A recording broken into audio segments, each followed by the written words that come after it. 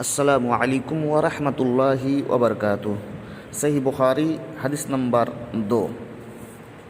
حدثنا عبد الله بن يوسف قال أخبرنا مالك عن حسام بن عروة عن أبيه عن عائشة أم المؤمنين أن الحارث بن هشام سأل رسول الله صلى الله عليه وسلم فقال يا رسول الله كيف يأتيك الوحي؟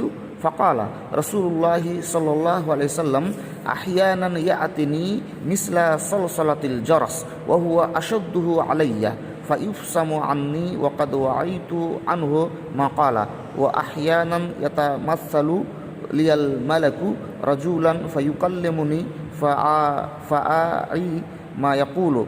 قالت عائشة ولقد رأيته ينزل عليه الوحي في اليوم الشديد البرد فيفصم عنه وإن جبينه لا يتفسد عرقا۔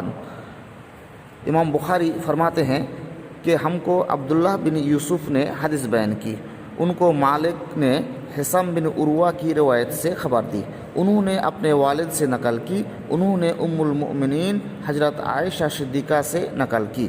آپ نے فرمایا کہ ایک شخص حارث بن ہشام نامی نے حضرت صلی اللہ علیہ وسلم سے سوال کیا تھا کہ حضور آپ پر وحی کیسے نازل ہوتی ہے؟ آپ صلی اللہ علیہ وسلم نے فرمایا کہ وحی نازل ہوتے وقت کبھی مجھ کو گھنٹی کی سی آواز محسوس ہوتی ہے اور وحی کی یہ کیفیت مجھے بہت ساق گزرتی ہے۔ جب یہ کیفیت ختم ہوتی ہے تو میرے دل و دماغ پر اس فرشتے کے ذریعے نازل شدہ وحی محفوظ ہو جاتی ہے، اور کسی وقت ایسا ہوتا ہے کہ فرشتہ بشکل انسان میرے پاس آتا ہے اور مجھ سے کلام کرتا ہے، پس میں اس کا کہا ہوا یاد رکھ لیتا ہوں۔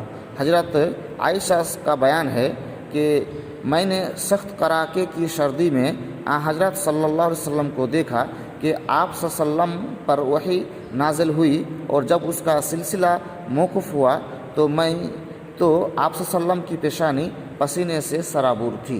یہ حدیث صحیح بخاری حدیث نمبر 2 ہے، اور یہ حدیث صحیح بخاری کے ایک اور جگہ ہے 3215 میں بھی موجود ہے۔ اس کے علاوہ ترمذی 3634، نسائی 933 میں موجود ہے۔